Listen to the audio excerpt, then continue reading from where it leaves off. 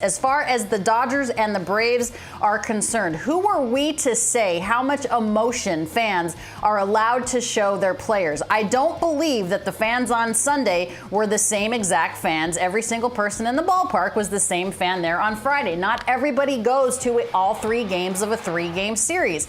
And this reminds me of when Chase Utley, as a Dodger, went back to Philadelphia. We're talking about Phillies fans that were giving him standing ovations. I believe he hit a couple of home runs in that series in his return to Philadelphia, and Phillies fans were giving Chase Utley standing ovations. So this is about gratitude towards a player who has given nothing but his heart, his soul, and his career up to this point to a team, a fan base, and a community. And I think Clayton Kershaw's comments about hoping that the Dodgers are not second fiddle, I think that's taken out of context. I know Kershaw pretty well. I'd like to say I know what he was talking about here. He's not trying to start any sort of controversy. He acknowledges the fact that the Braves love Freddie. Freddie was emotional. Freddie is an emotional guy.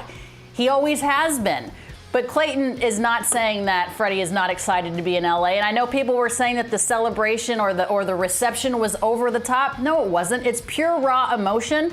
And it just goes to show you that Freddie Freeman appreciated the opportunity. He grew up in Atlanta as far as the organization is concerned. He became a man in Atlanta. He became a father in Atlanta. He got married when he was a Brave. I mean, he grew up there. So to say that he's just supposed to be stoic and go out there and act like nothing it bothers him, that's not fair. And I'm okay with the fans giving him that rousing reception and applause when he, when he was there over the course of the weekend. Now that this is over, enough. But the first time they got to welcome him back to Atlanta, I think it's fine. I don't have any problem with Freeman. If I'm a Brave fan, I have a fun time with it the first day. Then he's part of the enemy. That's the way I look at it. He's part of the enemy. First day, he's giving. If they meet in the postseason, if they meet in the postseason, then he's the enemy. Little much. You wouldn't see Boston or New York do that. I'll tell you that right now. You would not see Boston or New York do that. Not in our towns. They would no way. I understand, ever. but the Dodgers and the Braves are not the rivalry that the Red Sox and the Yankees are. You wouldn't see the Giants and the Dodgers do this. That's not true. They played a lot, 3 times in a row in the postseason. Yes, but it's not the history of the rivalry of New York. Sure, it's not the history of the rivalry between New York and Boston, though. And this is different if it's the Giants and the Dodgers. One more time, you would never, ever see that in the Northeast. Not 3 games. Never. Not a chance. The Northeast, they're so tough here in the Northeast. Void of emotion, void of a soul.